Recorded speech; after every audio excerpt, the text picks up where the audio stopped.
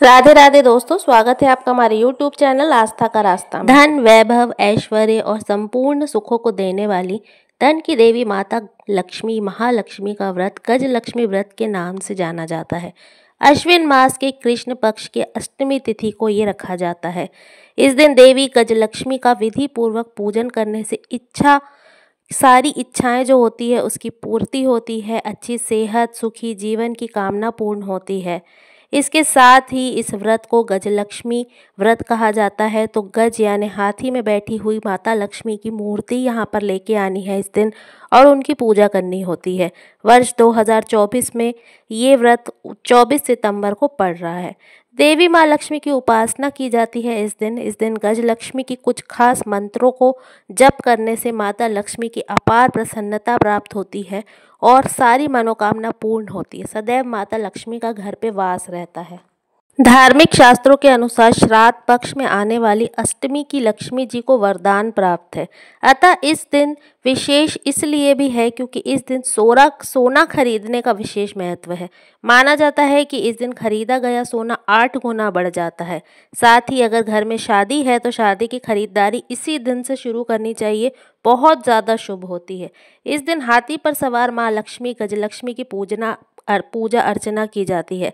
इस व्रत का महत्व दिवाली से भी ज़्यादा माना जाता है, ऐसी मान्यता है। यह व्रत 16 दिनों तक चलता है। इस दिन महालक्ष्मी देवी से अपार धन संपत्ति और खुशहाल जीवन का वरदान प्राप्त किया जा सकता है।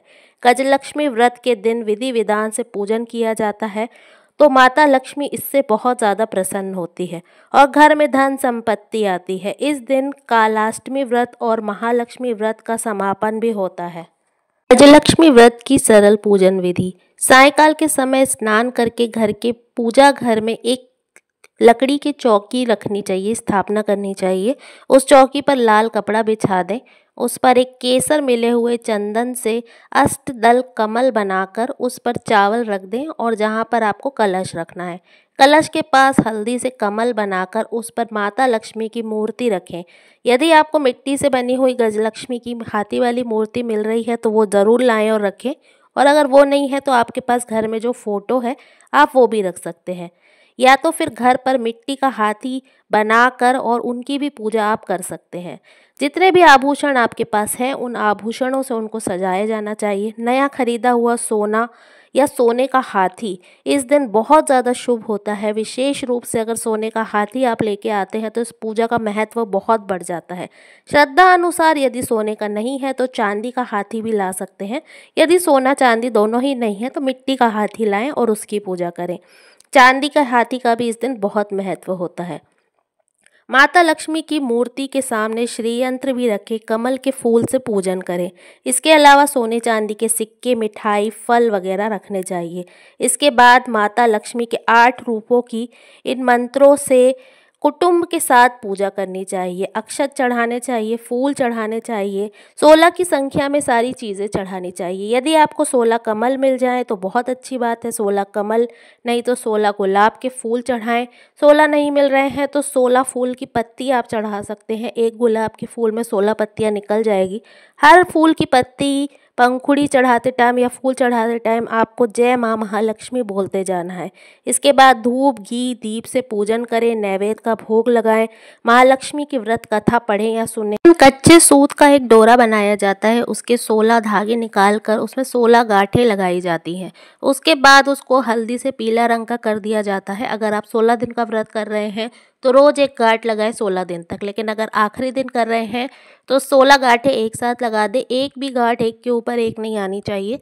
उसके बाद उसको आप पूजा जब तक कर रहे हैं तब तक एक कटोरी में रखें और उस डोरे की भी बहुत अच्छे से पूजा करें। साथ में उसको पूजा रखिए और जब आपकी पूजा हो जाएगी तब इस डोरे को आपको पहनना है। अपने हाथ में पहन सकते हैं, अपने गले में पहन सकते हैं।